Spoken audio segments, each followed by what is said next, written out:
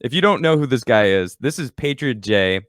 How would you describe yourself? Why don't you go ahead and describe yourself? How would you introduce yourself?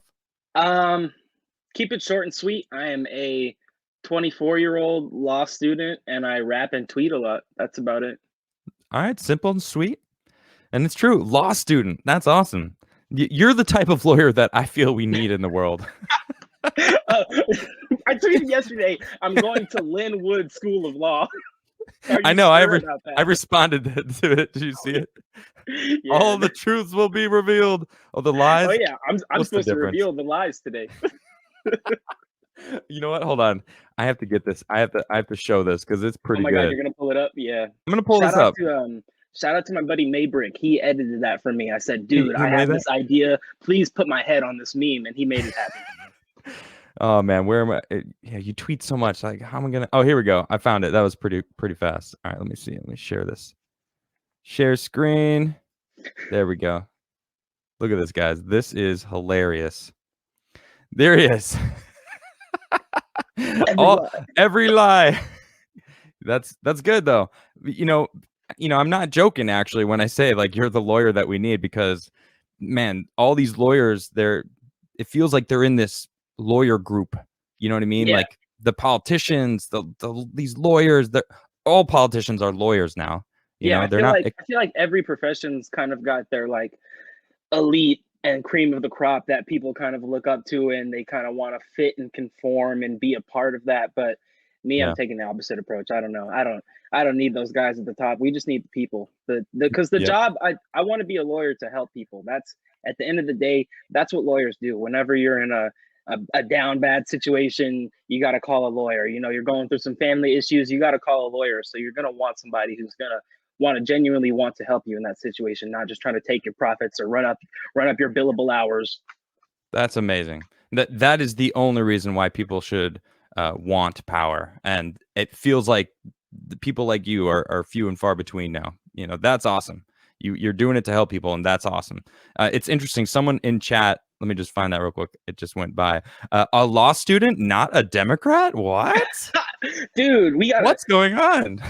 So, believe it or not, college turned me into a conservative.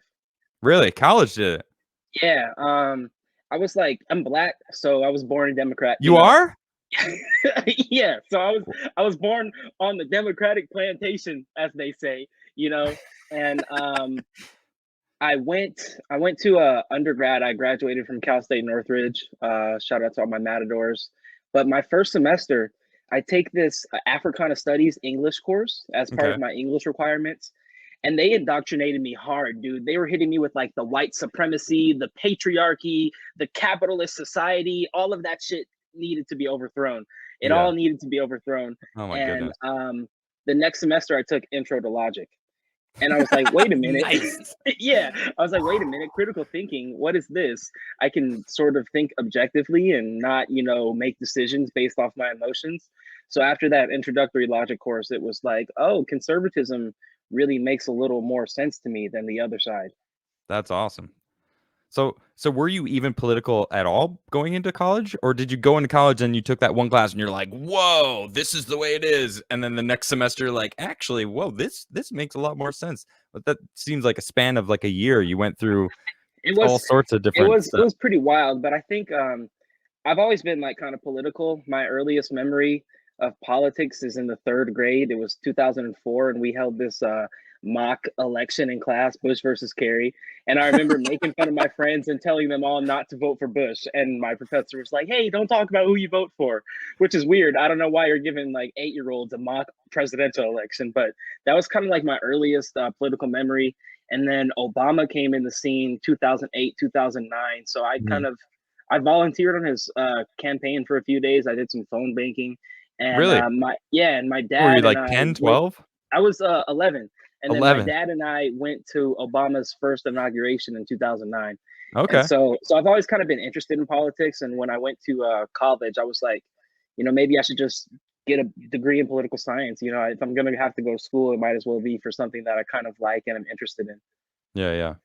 Awesome. So So you yeah, it's I was never on the fence. Even when I was a liberal, I was kind of the same way, outspoken, trying to put humor into things and kind of making music about it still, but just that logic course kind of flipped the switch. Yeah, yeah. Good. Thank goodness, dude. I'm Right. happy for that logic course. Thank you for taking that course because it seems like it Yeah. saved you. Yeah, my professor is a guy named Lucas Mather. I actually reached out to him on Facebook a couple months ago too, because I tell this story a lot about how I become a Democrat, or I mean how I left the Democratic Party or whatever, but I Mhm. never told it to him, and he kind of he sent that back this long message saying like, "Wow, thanks, I appreciate that," because I feel like I felt like he knew what he was doing. You know, he would drop like little Republican jokes in class here or there, Like but poking fun at him? yeah, like I remember he said something about like making dumb decisions, and then he was like, "Yeah, like voting for Obama in 2012 again," or something like that. And it was Oof. just like little comments here and there. And then I found him on Facebook, and he runs this like entire page that's all about like getting the liberal bias out of academia, which was pretty cool. So he was really stoked to hear that story when I finally told him.